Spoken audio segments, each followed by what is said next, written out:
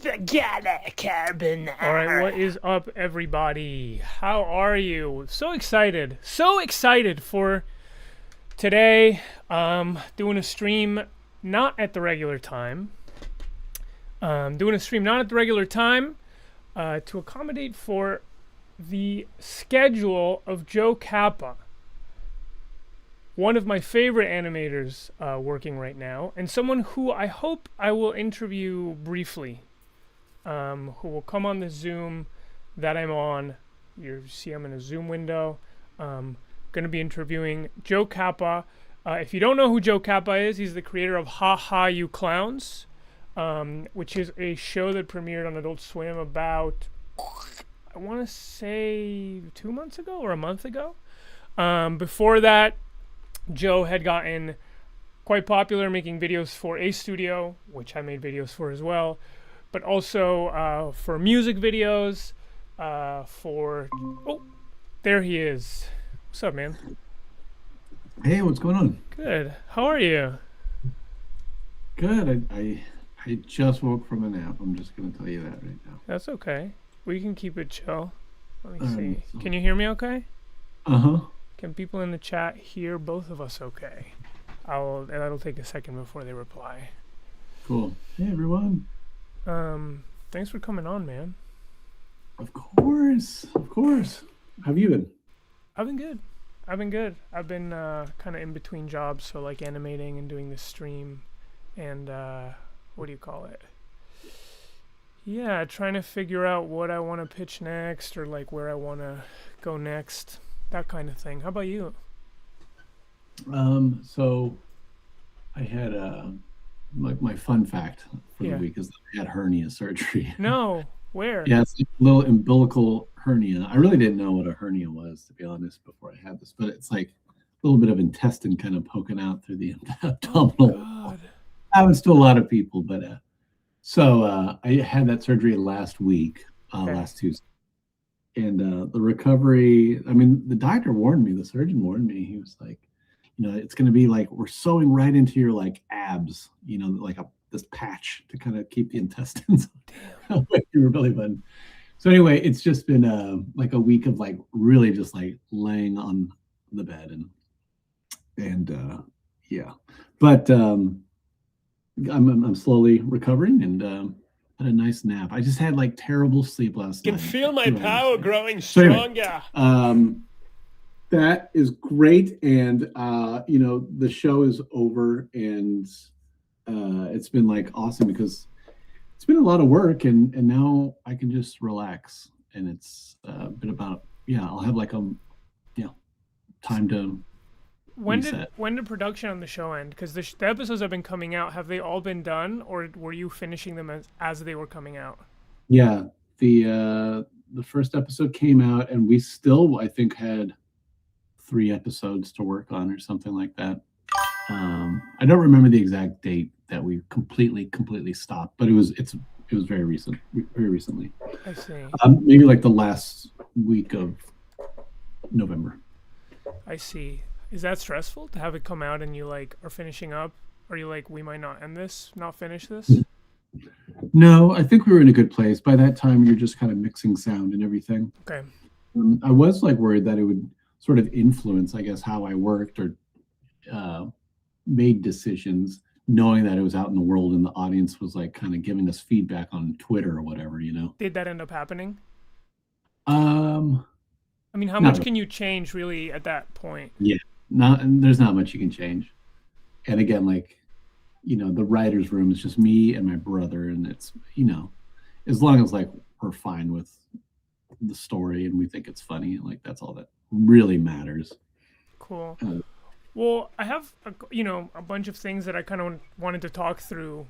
First, part of it is the show, and I want to get to that. But this is sort of a thing I'm curious about because I don't think we've ever talked about it. We've known each other. We've met a couple of times, but I'm kind of curious because you have these 2 very like different streams of your work. You do kind of everything that's like Ha Ha You Clowns, animated, very voice acting oriented, and then you have this like sort of more directorial craft, like you make paper mache puppets, So I guess maybe I'm kind of curious how you started being an artist, being an animator, and like how those two things kind of evolved.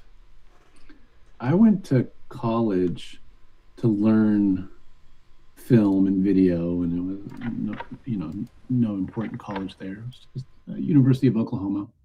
But that's where I wanted. That's what I wanted to do, is to, like, be a director, live action films, as we all did when we went to college. And then it was like really hard to find work, and then ended up getting into the advertising uh, world, thankfully, to make some money. And it's just, local advertising. And I remember hanging out with a friend who wanted to have like a drawing party, and you just sit around and listen to music and draw. And I hadn't drawn in like a long time, and I used to love doing it like in middle school and stuff. And I think that was like the point that I started to be like, okay, like my whole identity isn't wrapped up in like, I guess at the time, just like trying to shoot like commercials and web videos for companies and stuff. And like one of the first things I started drawing was like those dogs on that crawl around on their knees, which I ended up turning into a short film. Is it the film Ghost Dog? Yeah, Ghost Dogs. Is that on YouTube? I'm kind of popping stuff up as you talk about it, but I don't know if that's on YouTube. Cool. Yeah, great. So yeah, anyway, I don't know the timetable on that. That was probably like 15 years ago or something.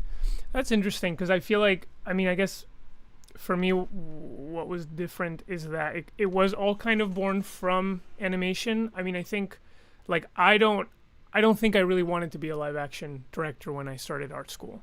In fact, I think I wanted to be like an illustrator before I wanted to be any of the other things. So that's kind of interesting that you came at it that way, especially since I feel like your animation is so appealing to people who are animators. It has like a really, Good. I don't know, does that ring true to you? Well, I've been trying to figure out like who the audience is for Haha You Clowns. And I've been thinking that, the audience is like just comedy people, or people who like comedy more than animation. And that's probably just like looking at Twitter and Sure. And seeing people be like, it looks so ugly, it's terrible, and so like that's probably somebody who expects a nice animation, like somebody who likes animation. But yeah, I think for actual animators, I get it. I mean, I have tons and tons of animation friends, and I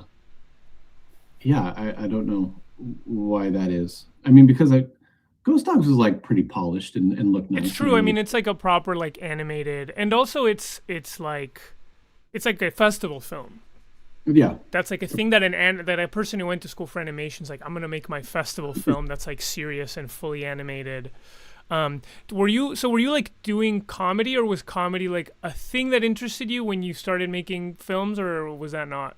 Yeah, I think it's just it just carried over from when I was little. Because I mean, I would be making videos with my friends in high school, and that's when I wanted to, that's what I wanted to do with my life. So it was always funny in nature. And then you go to college, and they're like, all right, let's make you watch some really like weird stuff and things that are like hard to watch. And those were great. That was great for me to do. Titles of those movies, they escape me. Sure. But yeah, like I think I was always interested in making something funny and being comedic. Yeah. And then I feel like I remember when I first met you, you were talking about the sort of like stretch of work that, because I feel like Haha You Clowns is part of like a bunch of things you've made that starts out like that looks at, it's in that style. It's with you voice acting in it. I mean, would you say that is a thing where you were like, oh, I found this sort of like lane, or this kind of thing I want to keep pursuing? Do you think of it as like having a start point? Oh yeah, definitely. And like I know like the exact moment that happened, because I'd done Ghost Dogs, and it did really well in the festival circuit, and it went to Sundance, and it went to like Fantastic Fest and Ottawa, I believe. And but it was COVID, so I didn't really get to go to a lot of festivals. Anyway, after that whole year wrapped up, I had nothing to show for it. And, like, I had no opportunities.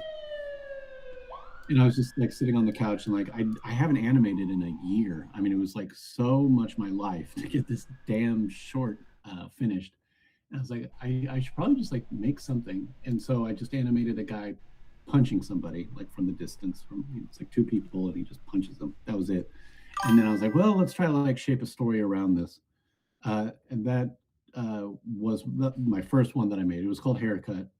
I remember that. I think I remember this. It's like a redneck guy in a parking lot. Yeah. Really. And that was like the first time I really like voiced anything and performed.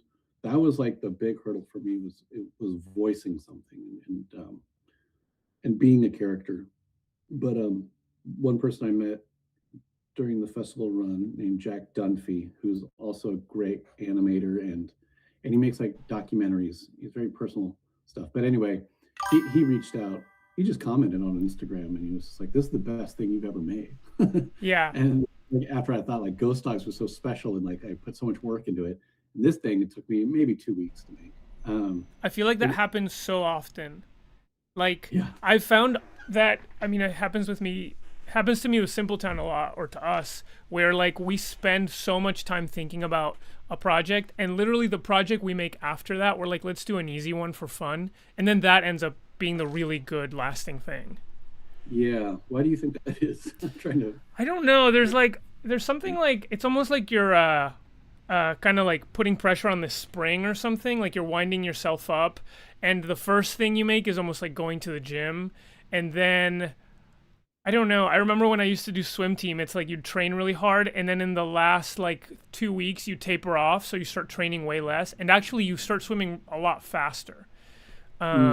So that could be it. I also think there really is something to spontaneity. Like I find, I don't know, I don't like overthinking things, and I find that when you do something, I don't know why do you think that is? Yeah, probably that last one.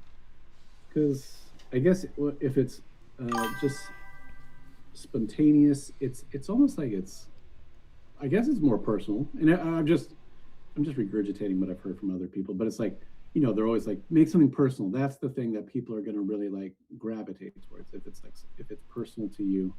And maybe that's it, just because you can't really like check yourself and yeah, think about it too much when it's just when you're putting it out in the world and it's almost like you don't care. That's probably the truest piece of art that you could make. Is there any part of you, when you see people's reactions to this kind of like animated sort of style, where you're like, but they don't know the real shit, they don't know Ghost Dogs, they're like, they gotta see the paper mache stuff, like that's the real shit? Or are you sort of like at peace, or like, are you like, no, this is, I like this as much as my other work? Because I have that. I'm sometimes like, they don't like the real good shit or whatever. I don't know. It's like I do want them to know, like, I can do it if I really try. I'm not good at it. It'll take me a very long time, but I know what like really nice polished animation looks like, I guess. But yeah, the style of haha you clowns and of that stuff, that early stuff on Instagram, the style was like, it's just the most important part of like the joke, I guess. Yeah. So anybody who doesn't get it or it's off-putting, it's like, well, I'm sorry, but it has to be this way. It's not going to be funny if it looks different. I wanted to say real quick, which is, you mentioned that you're like reading Twitter, and part of the reason that I like kind of wanted to do the interview again is because I really have a bone to pick. Like, I know the tweets you're talking about, and it pisses me off so much when people say stuff like that. And yeah. I don't know, I just really think Haha You Clowns is so good, but I think there's just straight up like a lot of children on Twitter and like kids. It just pisses me off because I think that like the Adult Swim look, the Adult Swim vibe has gotten so kind of like, it's become such a almost like a signifier of itself. Like people are like, oh, this is very Adult Swim vibe. This is very Adult Swim vibes. But it's obviously gotten maybe watered down or maybe like shifted over time as like Adult Swim has become a part of HBO and da da da. And it frustrates me because your thing to me is so pure, like the Adult Swim, the true Adult Swim vibe. And so I see sometimes people talk like that, and I'm like, no, this is actually what it is. It's like something kind of like ugly, but you look at it up close and it's like actually really beautiful. I don't know. I just really have a bone to pick because it's a thing I'm mad about. So I hope you're not letting that get to you too much, because I'm like mad about it. That's really sweet. Yeah. No, it doesn't. I mean, honestly, it just when somebody like just thinks it's so ugly and bad, I'm just like, you just don't get it. Unfortunately, you just don't get Totally how it works. But yeah, I'm new to Twitter. I mean, I was never on it. People still call it Twitter, right? Like I do. Yeah. I would say don't go on it, but sure. Yeah. Yeah, but because it was just weird. I've done so much on Instagram and YouTube where I could like instantly check the analytics. I think we were talking about this, but it's like I would know what the audience liked and didn't like very instantly. And once it's like on TV, there's just no forum for that other than Twitter and Reddit. So never was on Reddit, never was on Twitter, but now I'm on it like a lot. Yeah. Especially after an episode drops, just like what are people saying? Do you feel like it affects you negatively or positively, or are you neutral about it?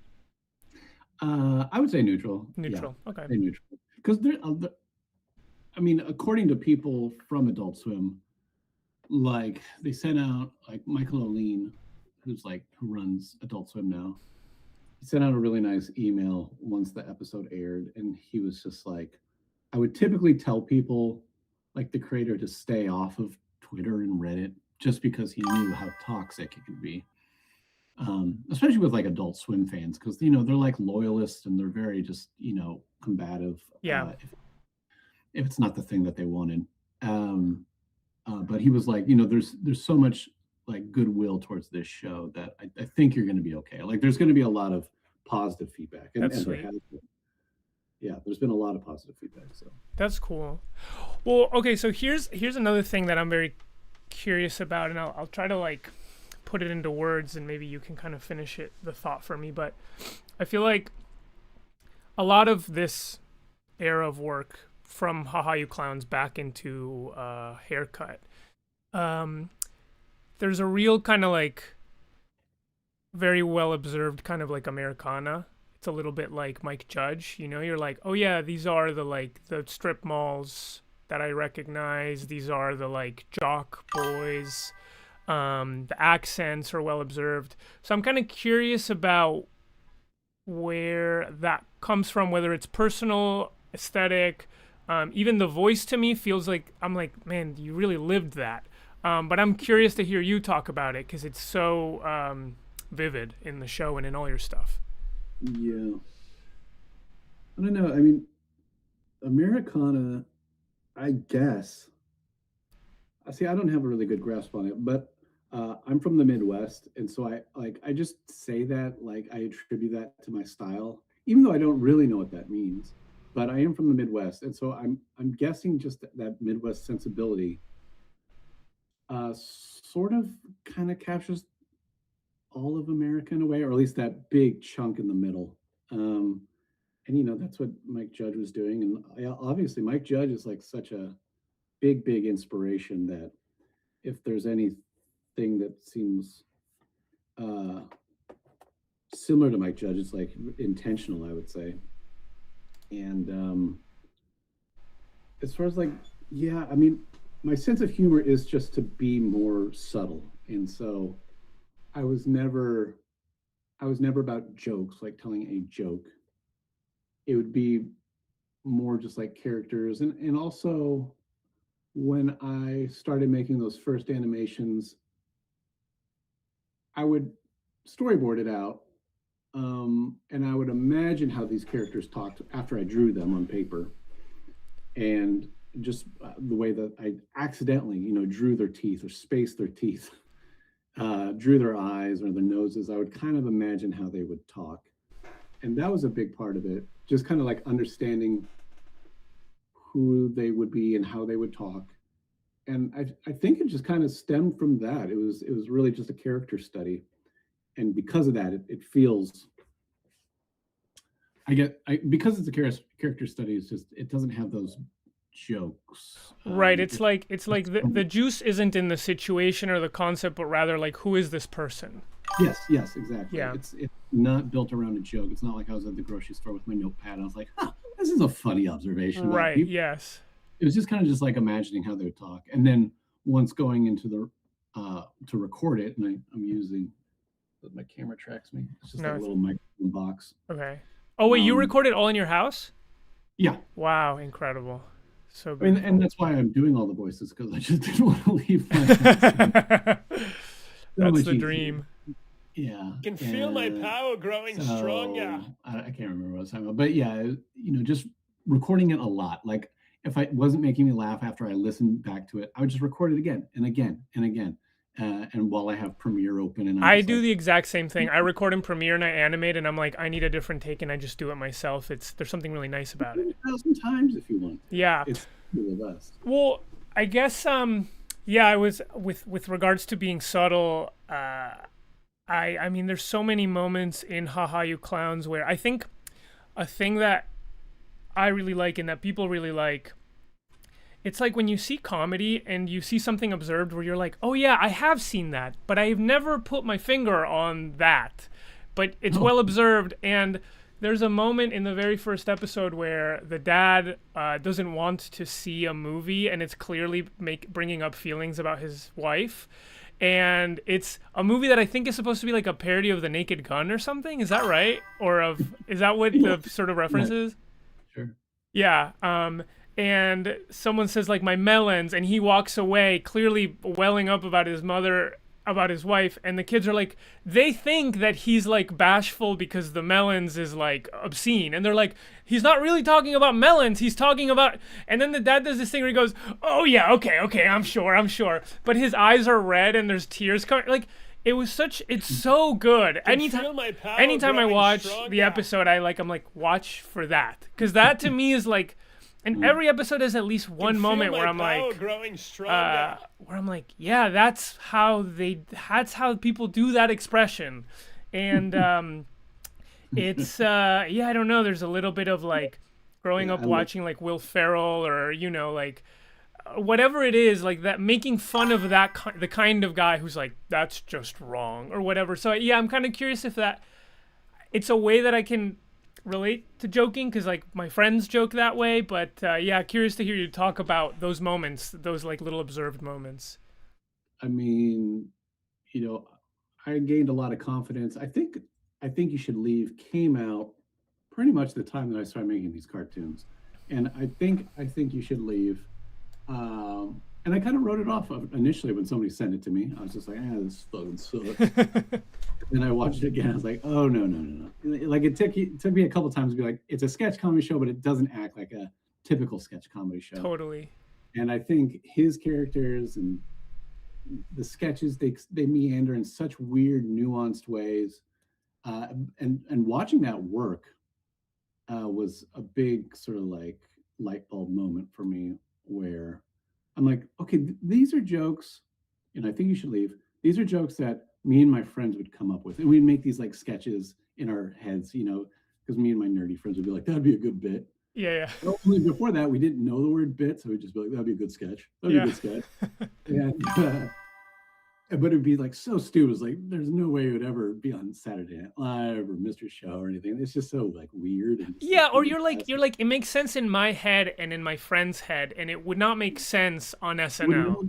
Yeah, but then it's like, well, just try it, because I'd never seen anything like it before on I Think You Should Leave and Mr. Show.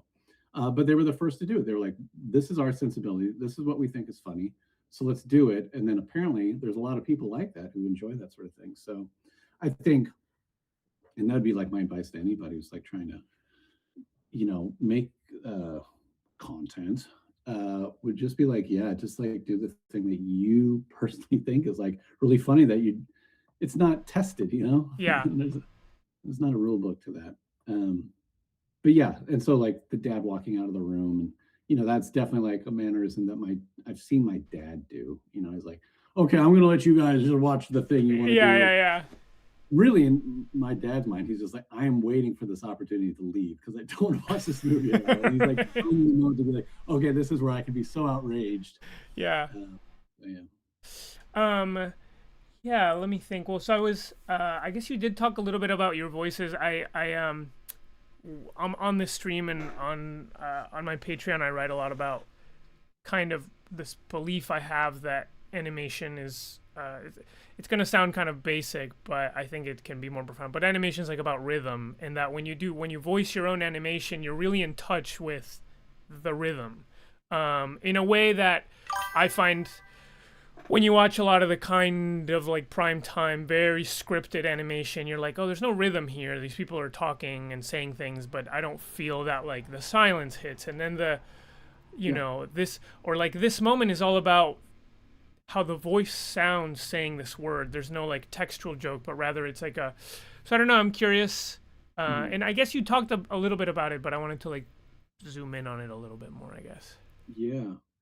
I totally agree. It's something I'd never really considered, but it's so true. And I think even with like live action movies, I mean, rhythm as far as comedically, like rhythm is so important with animation and also like live action stuff, TV shows and movies. And I think I think a lot of people making any sort of show, live action or animation, don't have a yeah. I'm missing that rhythm that I thought. I don't know that I feel like we had a better sense of like how to like tell a joke, and I hate to do this because I keep doing it. I'm 41, and so I grew up in the 90s, but I think I really believe it. I really believe we had something special, and then it just sort of like I don't know what happened. Maybe it's because of all these mergers, all these people weighing in on how to tell a story. I'm not sure, but I do feel like comedy is lacking rhythm. Yeah, I think in general that's true. I mean, I think there are cases of things where I do feel like it's present, and I really think it has to do with either a director with a strong vision or a performer with a strong vision. I mean, I think Tim Robinson, it like part of the magic of what he does is that he writes it for himself and he knows how he's going to perform it, and so he's like dictating how quickly he talks. He like knows how to make it all, and sometimes it works and sometimes it doesn't, where he casts someone else and you're like, oh, they're just doing an impression of him. Like he's cast a celebrity to do him. But yeah, I think that's really important, and I think it's true. But I think you're right there too. I think you need to have like somebody at the helm who like really understands the whole thing, the big picture, knows how it's going to be edited and everything. And if somebody can be able to direct others and get the thing that they want, that they know how it's going to work in when they edit the thing together. Here's the thing that I'm curious about, because while you were writing Haha You Clowns, we talked a little bit. I was writing my own pilot, and it was funny because I was going through this process with the pilot where it was just I was like rewriting, and it was also longer, but it took many months. And I remember talking to you, and I think you were like, we're getting these done in 2 weeks, each one in 2 weeks. And I was like, okay, well, I really want to see like how they come out. And I gotta say, they came out beautiful. And speaking about spontaneity, like my script, I was like, oh, this is feeling bulky and like plotty, and like characters have to explain things. And I think you achieved something that I would have really liked to achieve in mine, which I think King of the Hill really achieves, which is like, I call them sort of like slight plots. They're plots with like a small thing happening. That they're like, it's not like a big conceptual thing. It's just like a small idea, and then the stakes are just that the characters, like the characters bring stakes to them, but it's not a very complicated, convoluted plot. And I know you wrote them with your brother, so I'm kind of curious about what that process was like and how much you guys were thinking about like structure, or like, oh well, it needs to like pay off in this way, or I'm curious about that writing process. Going in not really knowing how to write a show, I think was a benefit because it was very freeing, and I don't think we were getting caught up on all of those things. And then, we would have like a batch of maybe 3 scripts, I think, in the beginning, and then taking it to Adult Swim and then getting notes on that. And, Adult Swim, the best. I've never worked with any other network other than, like that, the bento box thing we were, I think, both working on at the same Sure. time, different things. But I do know that working with Adult Swim was just like very smooth. I mean, if they had a note, it was very sort of large note, but it was a structure note. It was like, I think we have to kind of like tie this back in, or we have to check in with dad's emotions. I mean, it'd be something like that. Sure. And it was just practice. I don't think, I think my brother and I have like a really good sense of like parody. Like we're doing something that is very similar to something else that we both enjoy. Right. And as long as it feels like the thing that we're kind of like sourcing from, I keep referencing this Christian show. It was a Christian movie that my brother and I watched as kids that my mom got a VHS. It's called Buttercream Gang, and it's a very wholesome. It's about kids and it's wholesome, and we know that movie very well. So, haha, you clowns. I don't think we ever talked about Buttercream Gang, but I think in our minds we're like, okay, it's got to feel like this sentimental sort of Right. movie that we're watching. So we had a good sense of like how the story should sort of unfold, and this feels right now to have this character talk and say this thing. But yeah, it's again rhythm, it's beats. It's like, all right, these 2 characters have been talking, maybe 3 exchanges back and forth. It's definitely time that we have to get another character to talk, because it just seems like this would become too stale. And so, Totally. like, understanding to keep interest, I guess. Yeah, well, I think what you're saying is really brilliant, which is, I mean, I think sometimes in the Adult Swim kind of format, a person trying to kind of like break the format, be like, well, this isn't like, this isn't your daddy's sitcom, it's an Adult Swim sitcom, and they can like lose, sight of something that feels like contained. I think of like a show that did it really well was Aqua Teen, but I think there's other Adult Swim shows where I'm like, oh yeah, this could use a little bit of wrangling. And it's cool to hear you say that you're like, well, in our minds, in some way, we were like imitating another thing that was kind of in our bones. And it's a really good example because like a sort of Christian narrative or a kind of like wholesome, inspirational kind of show has that structure where it's like there's a problem, you try to solve it, and in the end you realize like it was all about this. And so even though you're making fun of that, it gives the episode structure, because you know exactly how it's supposed to feel at the end, and how the problems are supposed to come up. So I think that is really interesting to hear.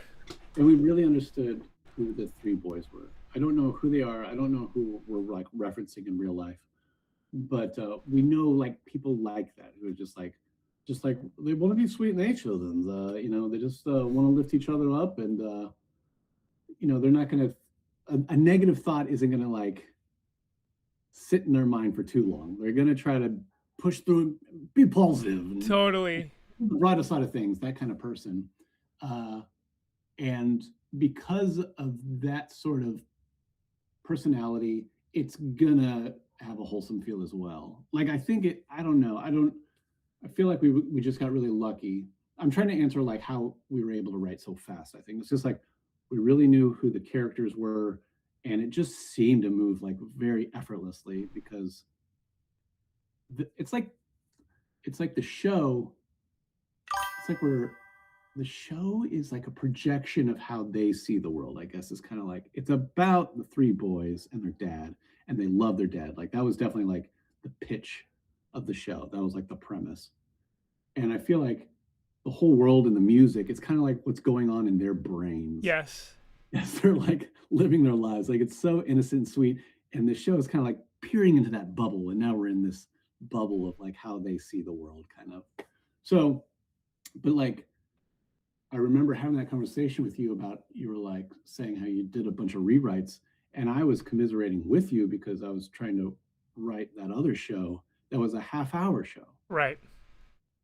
Were you doing a half hour or was yours quarter? It was a quarter at first, and then I lengthened it to half hour, but it ended up having this sort of funny thing where it felt like a lengthened quarter hour. Like I didn't write it from the beginning as like act 1, 2, and 3. It was like I was adding stuff to a quarter hour.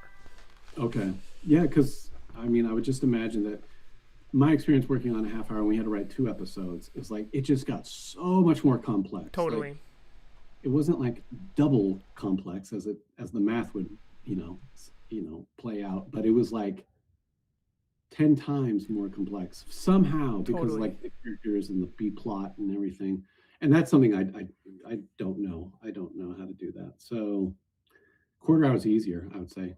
Like, I think in some ways it is, and I think in some ways too, sometimes it's like you gotta plan the kind of scope of it. And I think that's something that Haha You Clowns is good at. It's like because the stories are like they don't go too crazy, it's like okay, well, this is where we need to get to. So in 15 minutes it's doable. We can hit all these things without needing to like jump in time in crazy ways. Yeah, I'm a big fan of the episode where the dad kind of fails to get a viral moment dancing. I thought that one was I was like, man, that is so, like, I know about you that you're not like a guy who's like trained in like being a writer or whatever, but I was like, this to me feels like perfect. It's like he's kind of pushed into dancing and he can't dance, but then he uses his real strength, which is like his love for his boys, and he does something that's true to him, and then that's so moving. And I was like, oh, this is so perfect. This resolves it so perfectly. yeah, and it's funny. There's, it's definitely inspired by the Dancing Weatherman. It's like a real sort of yes, show. yes. And so the boys were like, "Oh, Dad, you should try to do that." And we had just started brainstorming that, just kind of writing the treatment for about a week, and then I saw a video of a weatherman calling his calling his kids. Really? Wow. The real video, and I was like, "Well, there's the ending." I mean, that's it right there. So it was pretty serendipitous to kind of be inspired that way. I have another question, which is, and I gotta admit that I'm actually not caught up. I think maybe I haven't seen the last episode of the last 2, so I don't know if the question I'm about to ask is going to reveal not me not knowing something, but it's kind of a 2-part thing. But the show is sincere. There's like something very wholesome and beautiful about it, but at the same time, it has a bite. I mean, like it is a parody. You are making fun of. So there's a way in which like the sincere and the like I'm making fun of the sincere are kind of living at the same time or existing at the same time. And so I'm curious do you feel like you think about that kind of like I'm going to use not a great word, but like intellectually, where you're like, no, there is a reason, there's sort of like a goal, or do you feel like you're just like, no, this is just funny to me and I'm not exactly sure what if there's like a critique here, because you could go to like college on the show and be like, well, there's this like critique embedded or whatever, but I'm curious how you're thinking about it. Yeah. Well, it is enlightening getting on Twitter and just, or mainly Reddit. I mean, I'm new to Reddit again, but I'm like learning. People will like write paragraphs about things on Reddit. And I've read a few of them, and it's so fascinating. It's so fascinating just to see, what resonates with people and kind of like how they interpret the show. So I don't know, like having this interview with you right now, I was like, how will I tackle a question like that? Because for one, it's just so fun for me to see how people are taking the show. So it's like, I guess I just don't want to explain it too much, but I will say that it's just naturally how my brother and I have been writing the thing. I don't think it was very much, we were trying to make a statement about this or that. Sure. It's just like, this is what's funny. It would be funny if Preston got so upset about his bomber jacket, and we see another side of him when he flips out. Just broad strokes. I'm just going to say it's like, in the end, it's all about telling a really good joke. I think it's like goal. Not saying that we accomplished it, but that is it. I mean, the goal writing with my brother is to make ourselves laugh, and it's been a real treat to work on the show with my brother. He lives in England, Really? and so when we write, it's just like texting. I mean, Wow. we've had a couple writers retreats where we meet up and we try to come up with as many ideas as possible. But writing the scripts, it's just me in a coffee shop, him at home, and we're just texting each other, and we're in the script together, and we're figuring it out. And yeah, the goal is to like just have a good time with my brother, you know. Yeah, no, I kind of sense that too, and I think it would actually kind of not ruin it, but it would be a disservice to like get too analytical with the show, but I have noticed that, yeah, it's like sometimes I'll write something, and because I do that too, like I write a character that I'm making fun of, like a character that I'm like, this is someone to render in a pathetic way, and I sometimes am, when I do it, I like am somewhere in between, like thinking that kind of wanting to defend the character and make fun of him. And I have a lot of stuff like that where I have, like, I don't know, this cartoon about like a vegan, and I'm like, I'm kind of making fun of the vegan, but I also kind of agree with the vegan, but I also think it's funnier to make fun of the vegan agreeing with, there's some kind of like what do you call it, not valence, like when you're in between two things, there's like ambivalence. I also, I grew up on Mr. Show. I'm bringing up Mr. Show again, but Mr. Show sketches versus what Saturday Night Live has become. Sure. Saturday Night Live sketches are like one weird person, everyone else is like, who is this weird guy? Yeah. And then they repeat. Yeah. Mr. Show is the only sketch comedy I can think of. I mean, maybe, I guess Monty Python too. But sometimes they would have sketches where somebody's like, you did what? You want me to do this? All to say that Mr. Show, I'm getting to the point, everybody's like so bizarre. Everybody's reactions to one another is so strange and not set in this world. And that's what I really gravitate towards, where everybody is just so, has their own weird point of view. And I guess that is where a lot of the comedy comes from, where you're making fun of the person, but you're also making fun of the other person. Right. And you're also making fun of the other person in the room. And it's just a kind of a weird sort of hallway of mirrors. Just see where it goes, kind of. Totally. I feel the same thing, and I've done cartoons where I'm sort of touching on political topics, and I always try to be like, it's kind of a cheap thing to be like, can I make fun of everyone? But it is like, I know where I stand. I know how I act in the world, but it's like nice to kind of like leave it a little bit unknown. It's funnier to leave it unknown, to be like, what if everyone is the stupid character? Yeah, it's very fun, because then, I mean, so many doors are open, it's like this sketch could go in any direction. Yes. You won't understand. Well, there's also, I think there's also the expectation, like in the kind of traditional, like, the SNL style sketch, if you will, you're like, you see the guy being weird and you're like, well, I know where this is going. And the Mr. Show sketch had a really nice way of being like, a guy's being weird, okay, I know where this is going. And then the other guy starts being weird, and you're like, I didn't expect that, and now you're in like a new place. Exactly. I think that's always more interesting. Yes, I agree.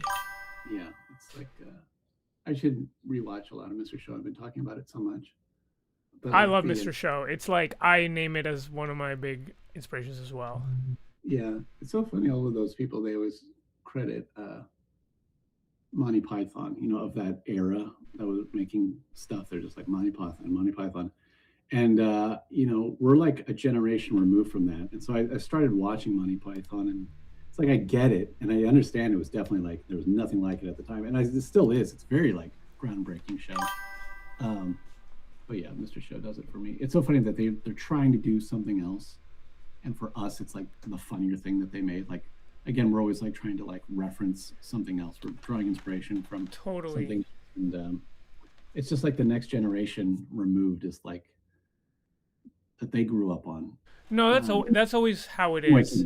That's always how it is. Yeah, you take like one little thing from your inspiration, and then it like becomes a new genre. I think about like I'm not even like a huge metal fan, but like stoner rock is basically like a genre that's born out of like one album that Black Sabbath did, or like two albums, and it's like someone took those and they were like, now it's a whole genre, and then someone finds something else in that and takes a little part and then makes it into a whole thing.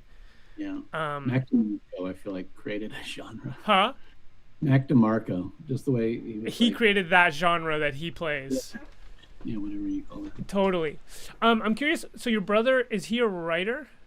What's his how did he like end up, or what was your collaboration with him? How did that happen? I mean, my brother and I definitely like, that'd be a good sketch kind of friend, and we had made some paper mache head videos, some that we finished, some that we did not. And in my paper mache videos, if people aren't familiar, it's like I just make these heads and they would wear them as like helmets, and they'd move about the world. But I started making all these shorts, and then I got the Adult Swim sort of gig with Smalls and made 7 of those short episodes. And then, they asked me to write a pilot script. I wrote the pilot script. And then once they asked for a show, he was like the first person. I was just like, you would understand these characters. And we've come up with like paper mache head videos of similar characters. Right. So I think you would understand this, Dave. And also just a writer's room of more than just one other writing partner, like, seemed very daunting and scary. And like I said, even with my brother, we're just texting. It's like the in-person writing is already a little bit too much for me. So he's just like we definitely share a similar brain. So that's really cool. That's the dream. I mean, even you just saying that you record at home, I'm like, I just want a show and I just want to make it from my house. And for the show, we recorded in a studio. Okay. So what, for the scratch? I do scratch, yeah. I do scratch it. Well, I could still record it here in New York, it's still. So you can't do it? You can't, what's your recording setup? It looks like you've got everything you need. It does look that way, right? I got some like foam thingies, but it's not perfect. I mean, it's still like my computer's right here and it whirs. Like it's not studio ready, but it's good enough for me to record my own stuff, and I do it that way. So I know the Smiling Friends guys. They do record from home. Really? Is their setup like really crazy? I think I've never seen it, but I do know that they have like different closets. I think they improvise. I'm not certain. Somebody in this chat will know more than I do, but I believe that they like are all recording from home, but they set it up where they can sort of like talk over each other and interesting conversation and improvise that way. But they're all recording from their own personal studios. Very cool. All right, well, I want to make it a round hour. So I wanted to ask you, I want to see if people have questions. And then the other thing I wanted to ask you first is like, what are you trying to do next? What would you like to do next? I would love Ha You Clowns to just keep going and going and going. It is definitely like the easiest thing I've ever worked on. Like, just like story-wise. Yes, it just comes to you. It was a lot of work. But it's just like, it's very easy to write. Knock on wood.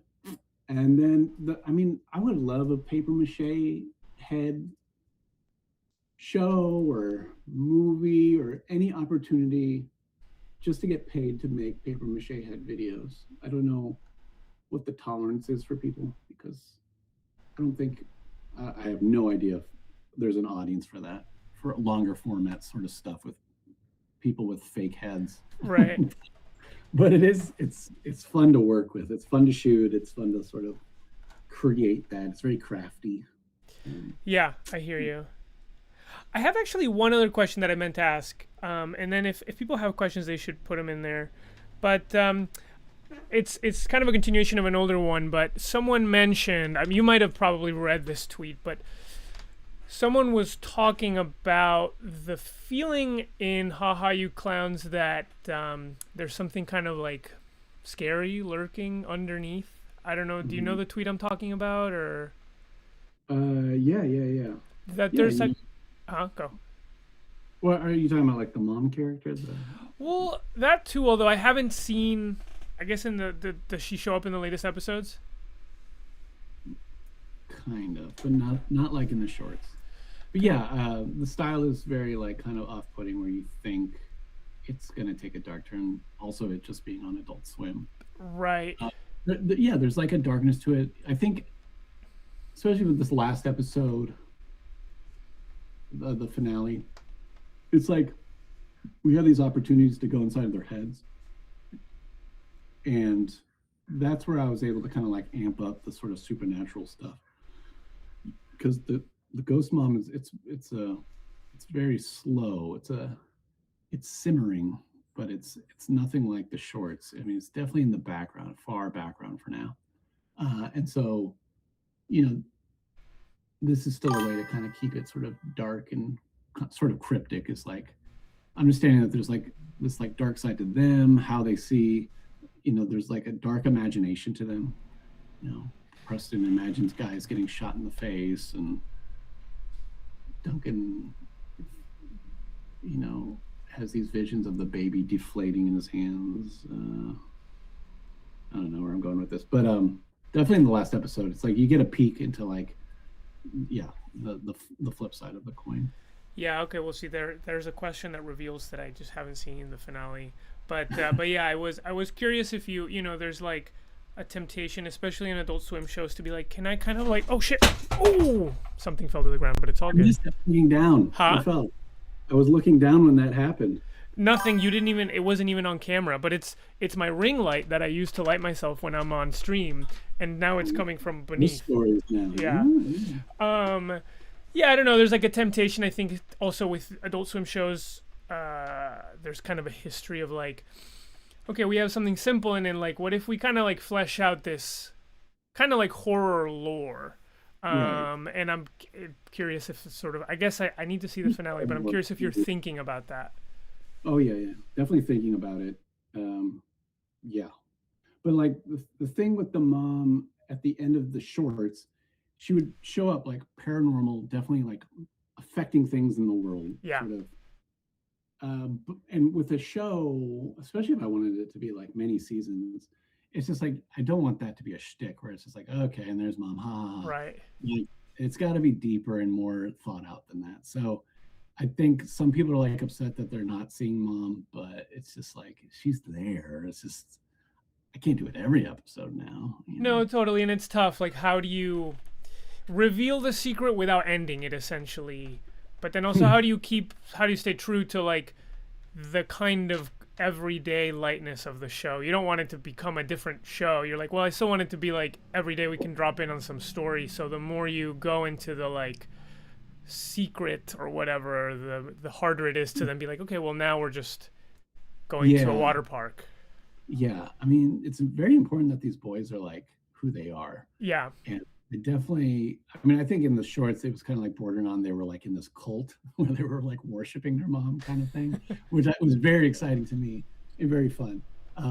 But just to have a nice sort of Seventh Heaven feel to this show, it'd be so hard to do. So, but yeah, it's definitely like, it's fun that, it's unlimited. Like the possibilities are limitless if we get future seasons. So I don't want to shoot myself in the foot, I guess is kind of like the answer. No, bro. Well, I hope you guys do, because I think it's a really, really special show. And yeah, there's something in every episode that I like retell someone. Bro, the sorry to do Chris Farley in the Chris Farley show sketch where he's just like, that was awesome. But the moment in the episode where they all get sick and you have the 360 camera on their heads. I've never seen someone draw like a wide angle lens on a character like Aronofsky style, and I thought it was so funny. Both the idea of doing it, but also the drawing itself with his big eyes like looking in the camera following him. I just thought that was so brilliant. I told all of Simpletown about it. I was like, you just got to see this. It's so funny. There's something that we did in the last episode where they get grossed out that dad made grilled cheese wrong, and he used Swiss cheese, and it's like it just grosses them out. And we're also doing something that we've seen in like a Darren Aronofsky film where like the the background starts like shaking. Oh yeah. Yeah. That was fun to animate. Yeah. Cool. Well, we're at time, and this has been cool. I have like a million other questions. I'm very curious about how you animate it, like the process of animating, but maybe I can just ask you that in person, or maybe we do a second interview at some other point. But It's done in Animate right now. Just so you know, it was at Harmony and now it's Animate. oh, really? That's what, yeah. Interesting. I guess I also had a question about the process, because I know you had a bunch of animators that you hadn't worked with before, and you had to kind of translate. But we're running out of time, and we're just gonna have to talk about it another time. Because I gotta go, is the truth. But thanks for doing this. Do you feel like there's anything else that you wanna say that you didn't ask, or? No. I mean, thanks for being patient with me, and thank you for getting the word out. And I'm so glad that we have time to do this. And oh yeah, how was your trip? Did I ask you how your trip was? Which trip? Didn't you go to Japan or something? Yeah, I was in Japan for like 2 weeks, maybe like a month ago. It was great. I loved it. I wish I'd gone for longer. I got sick the last 2 days. Like I got a really bad flu, which is like, I feel like if you get a flu and you're trying to fly back to America from Japan, it's the sort of thing where they're like, you can't, but I did. But it was fine. Like the days that I was there were really awesome. And my girlfriend's a big anime fan, so we did a lot of sort of like anime and manga adjacent things. I got a lot of art books. It was cool. Tokyo was really cool. Have you been? No, but everybody seems to be going now, and I want to. And it was kind of affordable, right? Like it wasn't too expensive. It was decent, yeah. Like compared to New York, for sure. Yeah. Yeah, food, everything was quite good. So anyway, thanks for setting this up. Of course, man, and thanks for doing it. I know you got a busy life, and yeah, hope to see you in person sometime soon. Maybe I'll go to LA or something, or if you're in New York, hit me up. Yeah. All right. It really needs to happen where we actually have time to hang out. I know, for sure. Well, so just so the chat knows, we did try to write a short together one time, and it didn't. I think this kind of question of like, because I am very joke oriented, I'm very like this, but you pitched a thing that then ended up in the first episode of Haha You Clowns, which is the Avatar, the like, once the Na'vi defeat their like enemies, you cut to them at a party going ah, and you had pitched that to me, and I thought it was so funny, and it ended up in the first episode. I was like, this is the right place for this to be. I remember we were talking about a haunted house. That's all I could remember from that. Yes, we had a haunted house idea. Yes. I still want to do a haunted house. We'll do it. We'll find the time. All right, man. We'll have a good one. Yeah, thanks. Nice day. Thanks for watching, everybody. How many people are watching? Huh? How many people are watching? Let me see right now. We got this is probably my most watched stream for sure, but I'll tell you the number. Currently 86. 86.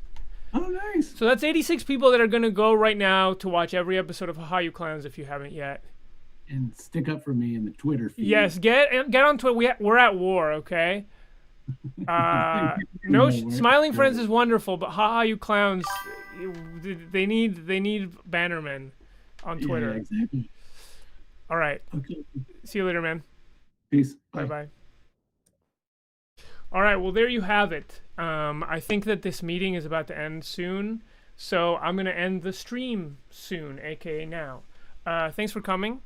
Thanks for saying all the stuff you did. I didn't end up seeing any questions, or rather, I didn't see them in the right time or order. I didn't really address the chat, so I'm sorry about that. It's just, I was just so engrossed in my conversation with Joe Cappa that I just didn't look at your questions, and I hope that whatever I said you liked as much as if I had asked one of your questions. But what else? That's all, bro. I'm working. Sign up to the Patreon. It's right here. I'm making some animation, but I'm stuck in some like long processes. I'm still meaning to stream soon, but if you sign up on the Patreon, you'll see what I'm doing, because I'm posting about it, and I'm also posting a lot of other stuff. I mean, I could go on and on, so I'm not going to. I'm going to go to my friend's party. Goodbye. Thanks for coming, everybody.